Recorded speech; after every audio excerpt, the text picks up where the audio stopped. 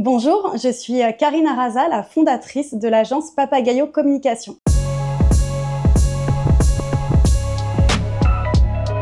J'ai fondé l'agence Papagayo Communication en 2017 et initialement, moi j'ai un parcours dans la communication puisque j'ai fait une école qui s'appelle l'EFAP, l'École française des attachés de presse.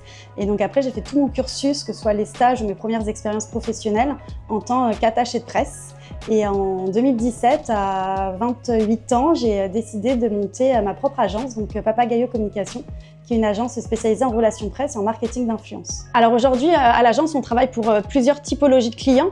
On travaille pour des grands comptes au national. Par exemple, on travaille pour Tisaya, la marque de prêt-à-porter des magasins Leclerc, ou encore le premier revendeur de chaussures Deichmann, ou encore Vedette de Paris, qui est un croisiériste sur Seine. Mais comme notre agence est implantée dans les Yvelines et plus précisément à Saint-Germain-en-Laye, on travaille aussi avec beaucoup d'acteurs locaux, comme l'outlet One Nation Paris à 10 minutes de Versailles. On travaille aussi pour des collectivités, puisqu'on travaille avec le département des Yvelines ou encore la communauté d'agglomération de Saint-Quentin en Yvelines. Et ce qui fait qu'aujourd'hui, on est une des premières agences des Yvelines en relations presse et en marketing d'influence, de par le fait qu'on travaille avec des grandes entreprises ou des collectivités du territoire. Aujourd'hui, on est une structure à taille humaine, puisqu'on va fêter nos 8 ans au mois d'août. Donc on est 3 salariés et en général, on est accompagné d'une ou un stagiaire. Alors moi, la presse et les médias, ça a toujours été une passion.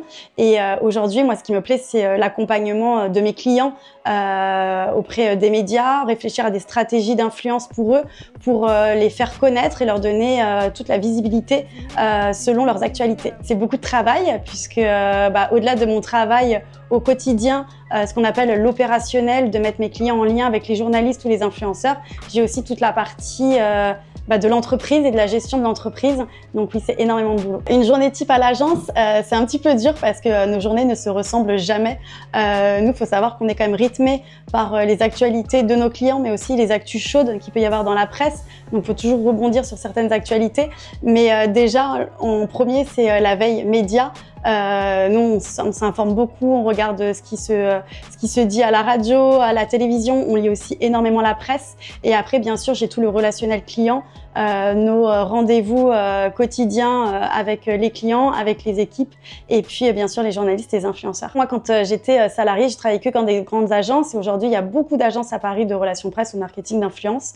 Et quand j'ai lancé Papagayo Communication en 2017, il fallait aussi se démarquer. Et tout de suite, moi, j'ai lancé une agence qui était autant spécialisée en relations presse qu'en marketing d'influence, puisque quand j'étais jeune, j'avais une chaîne YouTube.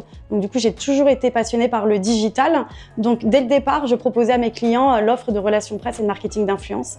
Et ensuite, comme je suis des Yvelines, moi, j'adore mon département. J'ai monté pas mal d'événements autour du département, ce qui m'a fait connaître aussi et ce qui a fait qu'aujourd'hui, au niveau local, on est très bien référencé.